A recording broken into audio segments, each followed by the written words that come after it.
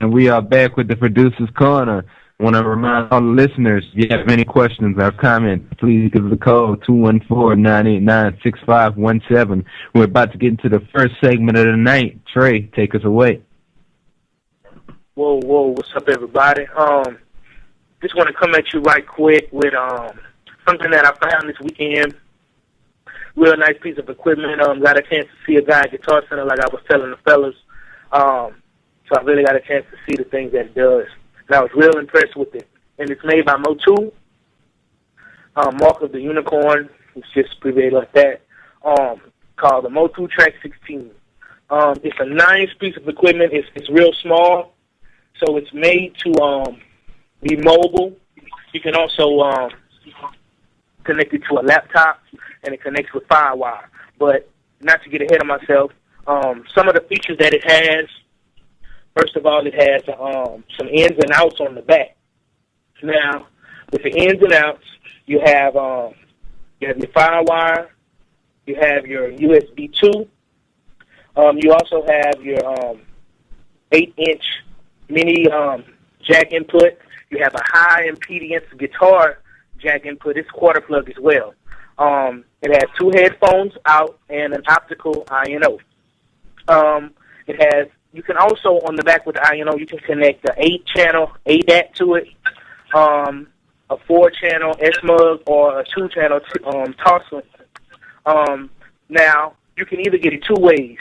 The first way you can get it is with the breakout cable. Now, I know breakout cable will be good for people who have PCs, maybe, who use those type of outputs, but it has the connection on the breakout cable where you connect your 2 mic inputs. They're also moved by phantom power. It also has a second guitar input that's on the back of it. It also has what they call a balanced line inputs. They also have analog outputs. Now, the balanced line input can take from negative 10 dB reference to plus 4 dB reference, just for guys who use it, who know about that. If you don't, you need to read. It also has analog outputs on it. It has a main in and out on the back. It has, well, this is for the analog. If you just don't want to have the cables, you can get it in a box form.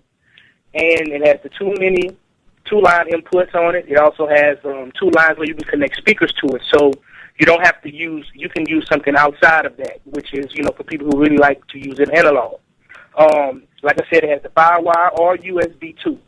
And like I told you before, you can connect it to the laptop. It's just a real nice piece of equipment. 16-track audio in and out, 14 out, 16 in. It takes from sample rates from 44.1 kilohertz all the way up to 192 kilohertz. And with the on the front of it, I like the way it has a little light setup. It has some buttons on the top of it to where you can control the different features. And some of those features on there, they have a mic 1 and mic 2 on the top row. Also a guitar 1 and guitar 2, and a line in. And on the bottom rows, it has a main, a phone, and a line out. These buttons also light up. So whenever you're pressing mic 1, they have this knob in the middle, too, that controls everything. So if you're pressing line 1, or using mic 1, if you want to adjust that during your recording, you'll press on that, and you'll control that button, and that button will control that mic. If you want to do something with your line outs, you click on the line outs, and you use that knob to control whichever particular meter that you're running. So it looks cool in the dark. Like I said, it's real small, and it's powerful. So if you're looking for something, if you're willing to spend about $600 on it, I at least suggest that you go check it out. You can go check it out at Guitar Center. You can go on sweetwater.com, and you can check it out as well. It's called the Motu Track 16, $549. So about $600 you'll spend. I think it's well worth it for people who go to different studios who sometimes have to sit there and get settled in with the person's sound or how they have their thing set up. You can use your sound card, bring your speakers, hook it up, and get to going. So real nice and small, put it in your bag with your laptop and get to rolling. So that's the Motu Track 16. Word, Motu Track 16. I haven't, man. That was actually my first time hearing about it. What about you guys? Man, I heard about it, man. Yeah. Yeah, most definitely. Yeah, it sounds like a keep. Oh, go ahead. What's your thoughts on it?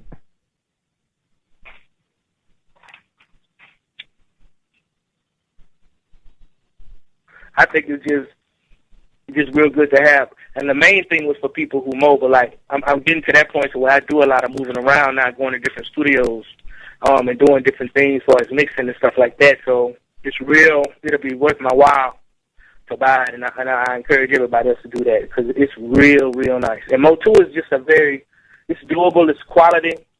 Like I said, I have my sound card for about 12 years now, and I'm talking about I've never had any problems with my Motu. I've had a PC at one time.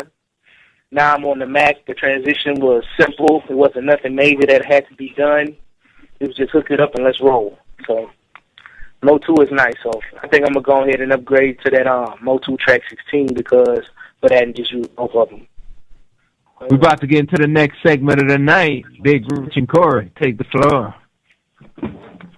What's going on, good people? Last week I did a segment on home studios, so I kind of want to leave off on and start some new points that you guys definitely want to take note to. Last time we kind of talked about speakers. We talked a lot about speaker placement and furniture, making sure you pick the right things. Today, I wanted to touch base on standing waves, amongst other things. Quickly, I'm going to try to go over this. This could be its own segment. If you don't know what a standing wave is, I'm going to explain it now, and then I'm going to pass it to Rich because he went to a different school than I, so he can even bust more knowledge on your head. So, know where your standing waves are.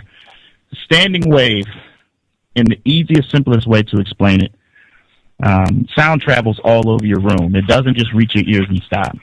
So, once that sound travels a certain distance, it has the possibility to travel back on its path that it just traveled. Now, when it travels back on its own path, one of two things happen.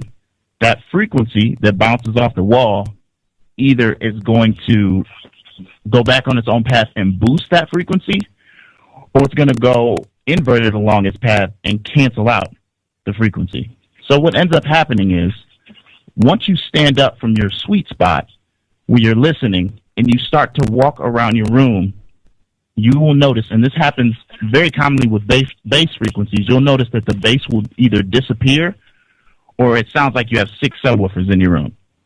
It's really something that happens in rooms with parallel walls. So those of you in the 9x9x9 rooms, you are going to be a victim of this. Anytime you have parallel walls, it's going to happen.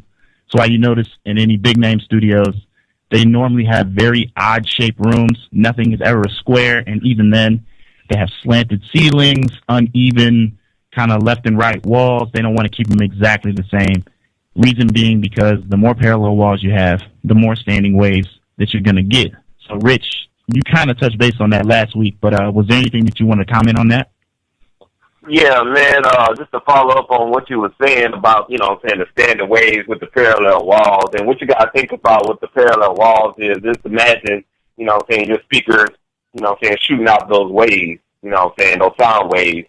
Okay, just imagine that you're taking a ball and, let's just say you got a paper, let's just say you're taking a ball and you hitting it, and that ball is going at such speed where it's going so fast where it's bouncing off the wall, to the other wall, back to the other wall, back to the other wall like that. Well, it's going to build up enough energy where Corey was talking about where it's going to sound like either 6 subwoofers or it's going to dissipate. And, that's pretty much what a standing wave is. It's going to build a resonance in your room. And that's what you're going to hear when you hear that quote-unquote 6 subwoofer sound. And what that is pretty much a level, it's a boost of a level, or should I say it's a boost in amplitude in some frequencies, but in particular, it's going to be in the same frequency, pretty much. And pretty much, it's what it is a extent of a duration of a sound in the same frequency, which causes, again, like I said, resonant frequencies and whatnot. And that's something that you don't want. Just like what he said, also too. You're in a 9x9x9 room. It's square shaped, the same measurements as far as the dimensions in the room or whatnot. You kind of want to throw that off like we talked about last week with your furniture, throwing some stuff in there to make it, non-symmetrical. Yeah, I think if I said that right. Yeah, making it non-symmetrical or whatnot, So you want to throw off, the squareness in your room or whatnot. And just to believe it or not, just to give you a little, insight on that, frequencies in between 20 hertz and around 250 to 300 hertz, that's where you're going to hear most of your standing waves. Now, they can exist in higher frequencies. However, you're most likely not going to hear that with the human ear. But I'm going to tell you how you can hear it. I know some of y'all probably record in closets, walk-in closets, should I say. I know I'm a victim of it or whatnot, but I'm going to tell you a little trick of how you can get away with that. Now, you record in it, you got your vocal booth in your stand-up, your walk-in closet or your stand-up closet. You got your clothes in there. You might have some padding in there or whatever case may be. You know what I'm saying? You think you have closed off the sound, you got a nice tight sound. What you're not thinking about is you might have a nice tight sound around the mic or chest level, eye level, and stuff like that. But what you're not thinking about is that ceiling you have. See, the ceiling, it might be 9 feet, it might be 8 feet. And what you got to think about is higher frequency is gonna resonate right there above that mic.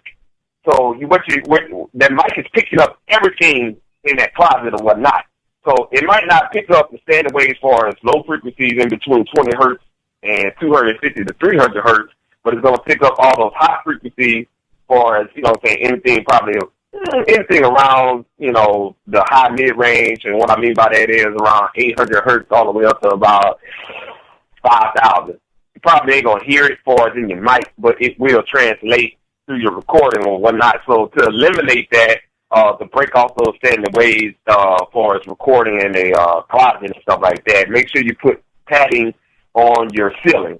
Now, it might be kind of hard because of the light fixture in there and, just hard to get to or whatever case may be. But, just buying regular, moving blankets or even foam padding, get a staple gun and get a ladder, get a chair, and staple it up on your ceiling. And that can kind of reduce that, as far as your recording in the stand-up closet or whatnot. I just wanted to throw that in there right there, Corey or whatnot. I think that was real good because standing waves, it can exist in closets or closed spaces or whatnot if you don't have it properly treated. Yes, definitely, man. I'm glad you said that. It kind of transitions me into the next thing that I wanted to say, which was if you're going to buy foam, make sure you research where to put it. Perfect transition. Make sure you listen to Rich and what he's talking about. Take notes on these things because he's giving you good information. Know where to put it. If you don't know where to put it, you can definitely go to a reliable source like Studio Pictures and see where they put their foam. Normally a studio will have examples of their work posted on their site. If their sound is something that you like, then go look at their studio and see where they put their foam. So definitely research on where to put those foams. And as far as companies go, somebody asked a couple weeks ago about companies. That might have actually been a couple months ago, but somebody asked about, what foam do I buy? I've always bought Auralex because they include instructions with their foam, and they tell you exactly what to do. Don't put foam in the same direction on two walls on the opposite ends. You don't want to try to treat a room and end up not treating it because you have your foam going the same way on those opposite walls, and you can't really get rid of those standing waves because they're identical on both sides. So just little things like that, little tips, little tricks. Just do your research. Always do your research. Lastly, I will say to end this segment, do not buy flammable fabric and put it in your studio. If you're going to buy a studio foam, make sure that it is not flammable. Auralex foam is actually flame retardant. So if a fire does start in your studio, it's not going to add onto it. So if you do have, furniture and things like, don't try to do anything that's highly flammable. You know what I mean? Curtains and stuff like that, got to be real careful with those things because if your studio does go up, which, I hope it doesn't, if it does, you don't want to have flammable curtains and things like that. You can buy flame retardant fabrics and stuff to hang in your studio. That would help in a situation if your studio caught fire. So in closing, Rich, you got anything to say? Yeah, as speaking of Auralex, you guys, I know everybody likes about Auralex products. Yeah, they make some good products. Before you go and buy it and you start doing your own home treatment, make sure you go on the Auralex site. There's a link on their site where you can actually download a PDF called Acoustics 101. It's a real good guideline for what you need to do far as constructing and accurately putting up your acoustical spaces in your room or whatnot. It's just a little pamphlet. Well, you can say it's a book, but it's a guideline book to actually help you out along the way of choosing your product, where to put it, and help you out along the way. Because if you do it the wrong way, you're going to be wasting money. So it's better to read up on it. Again, with the music industry, it's not all about just doing, but you actually have to read. So if you go on the Auralex website, and I'm not sure where the exact link at, but if you go on the site and just search Acoustics 101, it's there actually on guideline PDF/book that you can download for free, and that'll help you guys out. And we are back with the Producer's Corner. I'm going to quickly touch on some of the topics on marketing. Really just want to talk a lot about promotion and how to get traffic at your website, because at the end of the day, that's really how you're going to make your money and get your downloads when people visit your website. And there are a lot of sites out there that actually offer promotion direct through the site, like Facebook is actually doing promotion.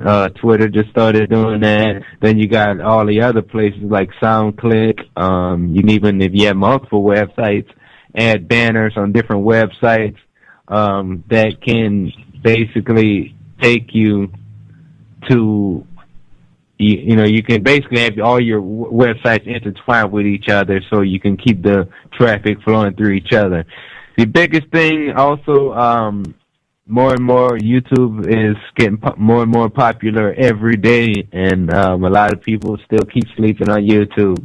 If you don't have a webcam on your computer or, a separate camera, you should go ahead and pick up one. I mean, you can get cameras now pretty much for about $100. I know at like Best Buy, Walmart, wherever, that actually still will record in like 720p HD, so you still get some pretty good quality. And then the biggest thing that a lot of people slip up on is the domain name. You want to make sure that your domain is something catchy that people can remember, because the way I like to talk about your website is that's your business card, basically. I mean, you could be having a conversation with somebody you meet outside somewhere, and let's say they want to get your music or get a beat from you or whatever. They can just simply remember the name, go in and type it up, and, if you even Google it, you can notice how all of your sites and all of your content will be a lot easier to find, and that's something that's going to definitely develop over time. And the biggest thing is a lot of guys need to make sure they fit a lot of the promo and a lot of the networking and marketing into their schedules on a weekly basis, because that's just as important as the beat making and as you get more exposure as an artist or as an individual. Just how many people can you network with and cross over to gain their brains, and vice versa for them. You're always building a relationship, and don't be overbearing either with the whole concept of you're selling beats online if you're just trying to look for $1, because a lot of producers are geared with this, I want to make some quick money concept. This is something that takes a lot of time. You're not going to just jump online instantly and start selling beats and making a decent living off of it. That's pretty much all I got for the segment.